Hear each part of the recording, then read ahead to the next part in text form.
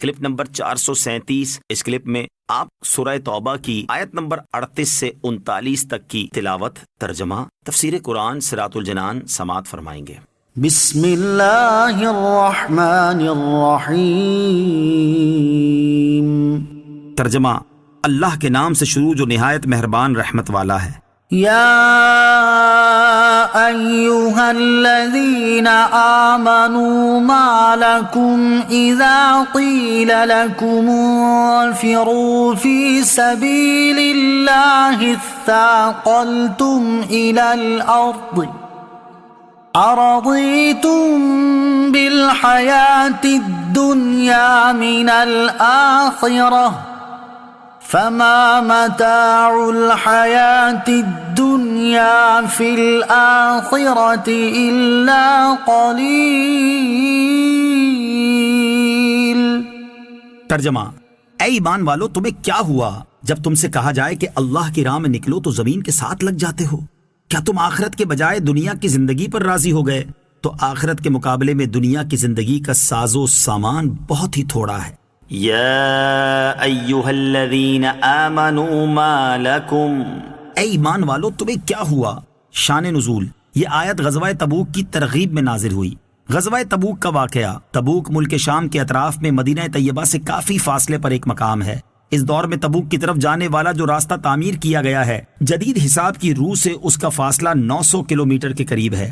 رجب 9 ہجری میں طائف سے واپسی کے بعد جب سرکار دو عالم علیہ الصلوۃ والسلام کو خبر پہنچی کہ عرب کے عیسائیوں کی سازش اور برانگیختہ کرنے سے ہرقل شاہ روم نے رومیوں اور شامیوں کا ایک بھاری لشکر جمع کر لیا ہے اور وہ مسلمانوں پر حملے کا ارادہ رکھتا ہے، تو حضور پرنور صلی اللہ تعالی علیہ وسلم نے مسلمانوں کو ان کے خلاف جہاد کا حکم دیا۔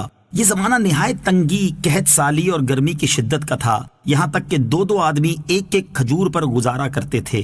سفر دور کا تھا جبکہ دشمن تعداد میں زیادہ اور مضبوط تھے۔ ان وجوہات کی بنا پر لوگوں کو گھر سے نکلنا مشکل محسوس ہو رہا تھا۔ مدینہ منورہ کے بہت سے منافقین جن کے نفاق کا راز فاش ہو چکا تھا، وہ خود بھی فوج میں شامل ہونے سے جی چراتے تھے اور دوسروں کو بھی منع کرتے تھے، لیکن اس کے باوجود 30,000 کا لشکر جمع ہو گیا۔ اب ان تمام مجاہدین کے لیے سواریوں اور سامان جنگ کا انتظام کرنا ایک بڑا ہی کٹھن مرحلہ تھا، کیونکہ لوگ قحط کی وجہ سے انتہائی مفلوق الحال اور پریشان تھے۔ اس لیے حضور اقدس صلی اللہ تعالی علیہ وسلم نے عرب کے تمام قبائل سے فوجیں اور مالی امداد طلب فرمائی۔ صحابہ کرام رضی اللہ تعالیٰ عنہم نے اس غزوے میں دل کھول کر مال خرچ کیا۔ حضرت عبد الرحمن بن خباب رضی اللہ تعالیٰ عنہ فرماتے ہیں، میں بارگاہ رسالت میں حاضر تھا اور آپ صلی اللہ تعالیٰ علیہ وسلم غزوہ تبوک کے بارے میں صحابہ کرام رضی اللہ تعالیٰ عنہم کو ترغیب دے رہے تھے۔ حضرت عثمان غنی رضی اللہ تعالیٰ عنہ نے عرض کیا، یا رسول اللہ صلی اللہ تعالیٰ علیہ وآلہ وسلم، اللہ عز و جل کے راستے میں پالان کے ساتھ 100 اونٹ میرے ذمے ہیں۔ نبی اکرم علیہ الصلوۃ والسلام نے پھر ترغیب دلائی تو حضرت عثمان غنی رضی اللہ تعالیٰ عنہ دوبارہ کھڑے ہوئے اور عرض کی، یا رسول اللہ صلی اللہ تعالیٰ علیہ وآلہ وسلم، اللہ عز و جل کے راستے میں پالان سمیت 200 اونٹ میرے ذمے ہیں۔ تاجدار رسالت صلی اللہ تعالیٰ علیہ وسلم نے تیسری مرتبہ ترغیب دلائی تو حضرت عثمان غنی رضی اللہ تعالیٰ عنہ پھر کھڑے ہو گئے اور عرض گزار ہوئے، یا رسول اللہ صلی اللہ تعالیٰ علیہ وآلہ وسلم، اللہ عز و جل کے راستے میں 300 اونٹ پالانوں کے ساتھ میرے ذمے ہیں۔ حضرت عبد الرحمن رضی اللہ تعالیٰ عنہ فرماتے ہیں، میں نے دیکھا کہ نبی اکرم صلی اللہ تعالیٰ علیہ وآلہ وسلم ممبر سے نیچے تشریف لائے اور فرما رہے تھے کہ اس کے بعد عثمان رضی اللہ تعالیٰ عنہ جو بھی عمل کریں ان پر کوئی حرج نہیں۔ یہ تو اعلان تھا، لیکن حاضر کرتے وقت حضرت عثمان غنی رضی اللہ تعالیٰ عنہ نے اپنے اعلان سے کہیں زیادہ مال دیا تھا۔ حضرت علامہ برہان الدین حلبی رحمۃ اللہ تعالی علیہ فرماتے ہیں، غزوہ تبوک کے موقع پر جتنا مال حضرت عثمان غنی رضی اللہ تعالی عنہ نے خرچ کیا اتنا کسی اور نے نہیں کیا۔ آپ رضی اللہ تعالی عنہ نے 10,000 مجاہدین کو جہاد کا سامان دیا اور 10,000 دینار اس غزوے پر خرچ کیے۔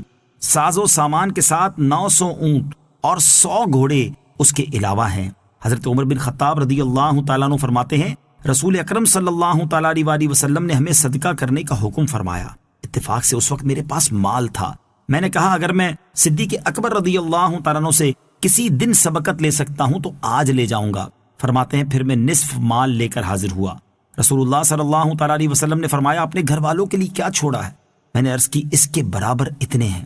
حضرت ابوبکر صدیق رضی اللہ تعالیٰ عنہ اپنا سارا مال جس کی مقدار 4,000 درہم تھی لے کر حاضر ہوئے تو رسول اللہ صلی اللہ تعالی علیہ وسلم نے ان سے فرمایا گھر والوں کے لیے کیا چھوڑا ہے؟ انہوں نے عرض کی ابقیت لہم اللہ و رسولہ، گھر والوں کے لیے اللہ اور اس کا رسول چھوڑ آیا ہوں۔ حضرت عمر رضی اللہ تعالی عنہ فرماتے ہیں میں نے دل میں کہا میں ان سے کسی بات میں آگے نہیں بڑھ سکوں گا۔ ان کے علاوہ حضرت عبد الرحمن بن عوف، حضرت عباس اور حضرت طلحہ رضی اللہ تعالی عنہ نے بھی کثیر مال خرچ کیا۔ اسی طرح صحابیات رضی اللہ تعالی عنہ کے پاس بھی جو زیور تھا انہوں نے بارگاہ رسالت صلی اللہ تعالی علیہ وسلم میں بھیج دیا۔ رسول اللہ صلی اللہ تعالی علیہ وسلم کا اب تک یہ طریقہ تھا کہ غزوات کے معاملے میں بہت زیادہ رازداری کے ساتھ تیاری فرماتے تھے، یہاں تک کہ عساکر اسلامیہ کو عین وقت تک یہ بھی نہ معلوم ہوتا تھا کہ کہاں اور کس طرف جانا ہے، مگر جنگ تبوک کے موقع پر سب کچھ انتظام علانیہ طور پر کیا اور یہ بھی بتا دیا کہ تبوک چلنا ہے اور کیسر روم کی فوجوں سے جہاد کرنا ہے تاکہ لوگ زیادہ سے زیادہ تیاری کر لیں۔ بہرحال حضور اکرم علیہ الصلوۃ والسلام 30,000 کا لشکر ساتھ لے کر تبوک کے لیے روانہ ہوئے اور مدینے کا نظم و نسق چلانے کے لیے حضرت علی کرم اللہ تعالی وجہ الکریم کو اپنا خلیفہ بنایا۔ حضرت سعد بن ابی وقاص رضی اللہ تعالیٰ عنہ فرماتے ہیں غزوہ تبوک کے موقع پر رسول اللہ صلی اللہ تعالی علیہ وسلم نے حضرت علی المرتضی کرم اللہ تعالی وجہ الکریم کو مدینہ منورہ میں چھوڑ دیا تو آپ نے عرض کی یا رسول اللہ صلی اللہ تعالی علیہ وسلم آپ مجھے بچوں اور عورتوں میں چھوڑ کر جا رہے ہیں؟ ارشاد فرمایا کیا تم اس بات پر راضی نہیں ہو کہ تم میرے لیے ایسے ہو جیسے حضرت موسیٰ علیہ الصلوۃ والسلام کے لیے حضرت ہارون علیہ الصلوۃ والسلام تھے؟ البتہ میرے بعد کوئی نبی نہیں ہوگا۔ جب نبی کریم علیہ الصلوۃ والسلام تبوک کے قریب میں پہنچے تو ارشاد فرمایا کہ انشاء اللہ تعالی کل تم لوگ تبوک کے چشمے پر پہنچو گے اور سورج بلند ہونے کے بعد پہنچو گے، لیکن کوئی شخص وہاں پہنچے تو پانی کو ہاتھ نہ لگائے۔ رسول اللہ صلی اللہ تعالی علیہ وسلم جب وہاں پہنچے تو جوتے کے تسمے کے برابر اس میں پانی کی ایک دھار بہ رہی تھی۔ آپ علیہ الصلوۃ والسلام نے اس میں سے تھوڑا سا پانی منگا کر ہاتھ منہ دھویا اور اس پانی میں کلی فرمائی، پھر حکم دیا کہ اس پانی کو چشمے میں انڈیل دو۔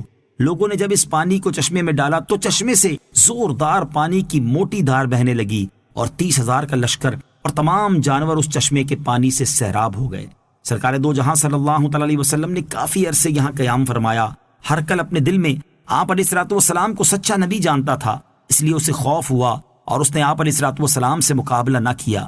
نبی کریم علیہ الصلوۃ والسلام نے اطراف میں لشکر بھیجے، چنانچہ حضرت خالد بن ولید رضی اللہ تعالیٰ عنہ کو 400 سے زائد سواروں کے ساتھ دومت الجندل کے حاکم عقیدر سے مقابلے کے لیے بھیجا اور فرمایا کہ تم اس کو نیل گائے کے شکار میں پکڑ لو۔ چنانچہ ایسا ہی ہوا۔ جب وہ نیل گائے کے شکار کے لیے اپنے قلعے سے اترا تو حضرت خالد بن ولید رضی اللہ تعالیٰ عنہ نے اسے گرفتار کر لیا اور اسے رسول اللہ صلی اللہ تعالی علیہ وسلم کی خدمت اقدس میں لے آئے۔ حضور اکرم صلی اللہ تعالی علیہ وسلم نے جزیہ مقرر فرما کر اس کو چھوڑ دیا۔ اسی طرح حاکم اعلیٰ پر اسلام پیش کیا اور جزیے پر صلح فرمائی۔ واپسی کے وقت جب سرکار دو عالم علیہ الصلوۃ والسلام مدینے کے قریب تشریف لائے تو جو لوگ جہاد میں ساتھ ہونے سے رہ گئے تھے وہ حاضر ہوئے۔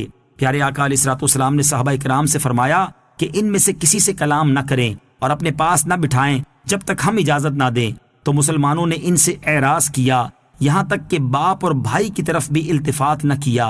اسی باب میں یہ آیتیں نازل ہوئیں۔ إِلَّا تَنْفِرُوا يُعَذِّبْكُمْ عَذَابًا أَلِيمًا وَيَسْتَبْدِلْ قَوْمًا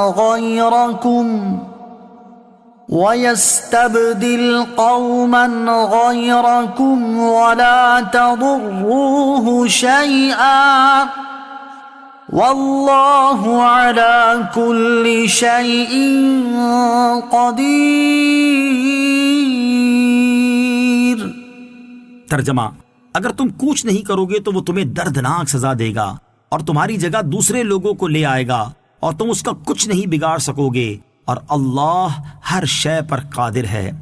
الا تنفروا، اگر تم کوچ نہیں کرو گے۔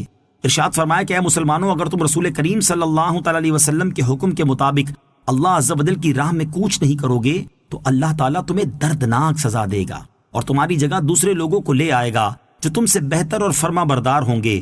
مراد یہ کہ اللہ تعالیٰ اپنے حبیب صلی اللہ تعالی علیہ وسلم کی نصرت اور ان کے دین کو عزت دینے میں خود کفالت فرمائے گا۔ تو اگر تم فرمان رسول کی اطاعت میں جلدی کرو گے تو یہ سعادت تمہیں نصیب ہوگی، اور اگر تم نے سستی کی تو اللہ تعالیٰ دوسروں کو اپنے حبیب علیہ الصلوۃ والسلام کے شرف خدمت سے سرفراز فرمائے گا۔